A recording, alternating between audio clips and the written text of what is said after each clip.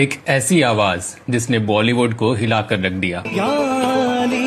यार पे कुर्बान है सभी। एक ऐसा जुनून जिसने शख्स की है वो खुद एक एनिग्मा है। एक तरफ असम का हार्ट थ्रोब जिसके लिए लोग जान देते हैं, जिसे वहाँ के गॉड का दर्जा मिला हुआ है, तो दूसरी तरफ एक रिबेल जिसके स्टेटमेंट से बवाल मच जाता है। I will dedicate this award to the people of Assam and Northeast who are my constant inspirations. तो कौन है ये शख्स? सिंगर, एक्टर, डायरेक्टर, एक्टिविस्ट या फिर कंट्रोवर्सीज का दूसरा नाम? जी हाँ, हम बात कर रहे हैं national award winning artist Zubeen Garg की, जिसका नाम जुबीन मेहता से इंस्पायर्ड है, लेकिन जिसकी पहचान बिल्कुल यूनिक है। वही जुबीन जिसने 38,000 गाने गाने का दावा किया और एक ही रात में 36 गाने रिकॉर्ड करने का रिकॉर्ड भी कायम किया।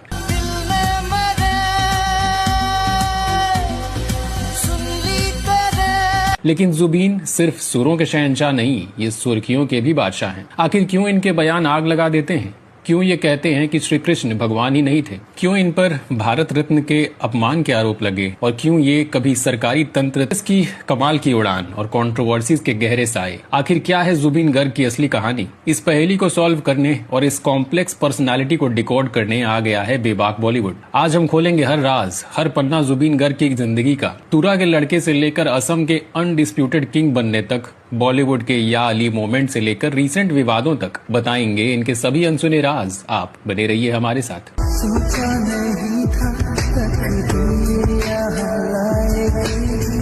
जुबीन गर्ग का जन्म 18 नवंबर 1972 को मेघालय के तुरा में एक असमीज ब्राह्मण परिवार में हुआ। इनका असली नाम जुबीन बोरठाकुर था, लेकिन इन्होंने अपने गोत्र यानी गर्ग को ही अपना सरनेम के तौर पर मुताबिक म्यूजिक से इनका कनेक्शन बचपन से ही जुड़ गया था और सिर्फ 3 साल की उम्र में इन्होंने गाना भी शुरू कर दिया। बचपन में ही इन्होंने तबला सीखा, फिर गिटार, हारमोनिका और ढोल, दोतारा, कीबोर्ड समेत 12 अलग अलग इंस्ट्रूमेंट्स बजाने में महारत भी हासिल कर ली।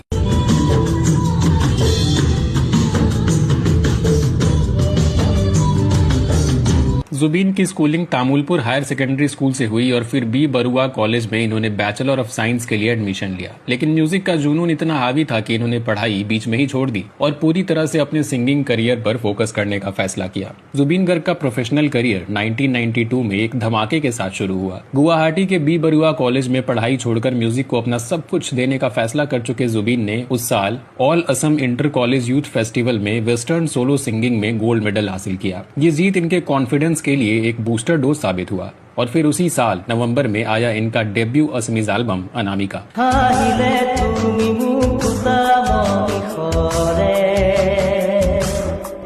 ये एल्बम एक फिनोमिनन बन गया। असम के हर कोने में अनामिका गाने की आने और मोनोर निजानो जैसे गाने बजने लगे।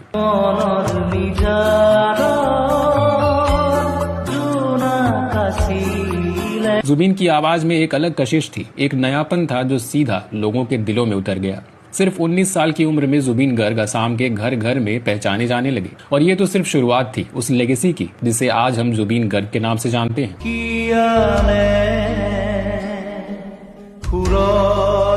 अनामिका की जबरदस्त सक्सेस ने जुबीन के लिए असमीज म्यूजिक इंडस्ट्री के दरवाजे पूरी तरह खोल दिए और जुबीन ने अगले कुछ सालों में एक के बाद एक हिट एल्बम्स की झड़ी लगा दी। 1994 में आया माया, जिसके गाने माया माठू माया, जोना गोला राती, निर्बिली गोधुली ने खूब धूम मचाई।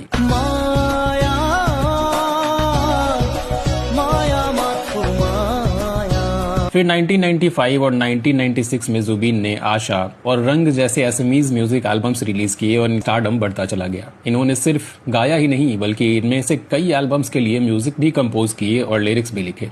यानी जुबीन एक कंप्लीट पैकेज बनकर उभरे। असमीज फोक, पॉप, रॉक, क्लासिकल, इन्होंने आते ही जुबीन ने अपना पहला